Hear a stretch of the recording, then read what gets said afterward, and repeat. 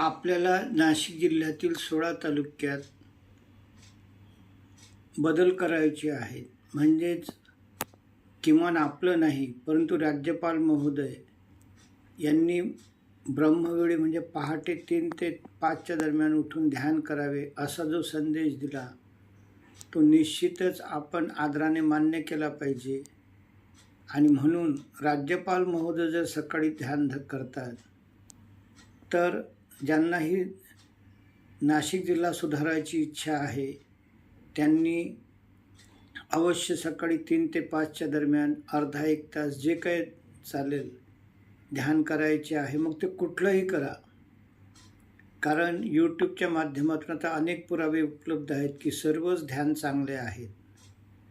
आणि मग जर बुद्धी झाली तर श्वासावरील ध्यान सर्वोत्कृष्ट आहे, त्याला तुम्ही कोणतंही नाव द्या. तर डिस्क्रिप्शनमध्ये राज्यपाल महोदयांची क्लिप वाचावी.